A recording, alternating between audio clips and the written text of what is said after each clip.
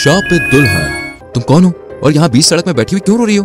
दुल्हन कुछ जवाब नहीं देती है और मुंह झुकाए रोती रहती है। रवि फिर से उससे पूछता है लेकिन ये कुछ भी जवाब नहीं देती। ये देखकर रवि जैसे ही जाने वाला होता है वैसे ये दुल्हन अपना घूंघट उठा देती है।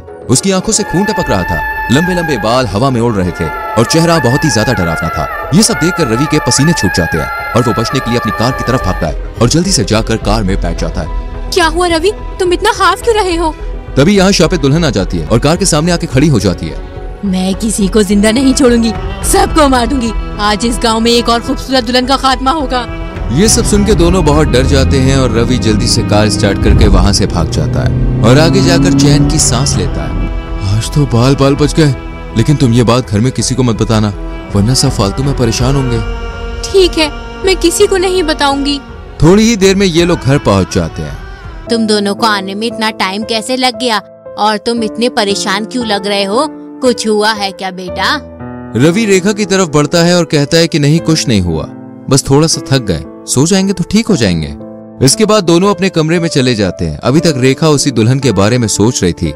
रवि उसके पास आता है और रेखा का हाथ पकड़ लेता है और समझाता है कि जो हो गया सो हो गया, उसे भूल जाओ, आगे सब कुछ अच्छा होगा। ये सुनकर रेखा के चेहरे पर स्माइल आ जाती है और दोनों सो जाते हैं। आधी रात में रेखा को वही दुल्हन अपने कमरे में दिखाई देती है और अचानक से उसका गला पकड़ लेती है। मैं तुझे जिंदा नहीं छोड़ूंगी, तू जल्द ही मरेगी।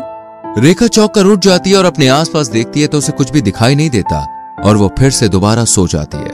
अगली सुबह सरला रेखा से रात के बारे में पूछती है।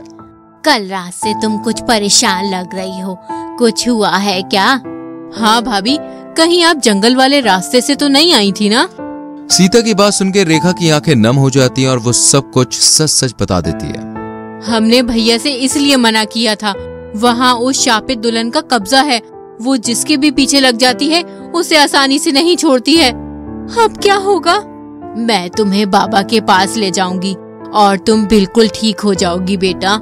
उसी रात सब अपने अपने कमरे में सो रहे होते हैं। रवि ऑफिस से आया नहीं था। रेखा अकेली ही कमरे में बैठी थी। तभी उसे बाहर गार्डन में किसी की आहट महसूस होती है।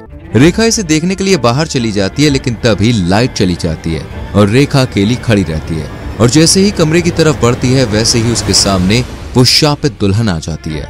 मैंने कहा था ना कि मैं तेरा पीछा नहीं छोड़ूंगी, मैं तुझे जान से मार डालूंगी।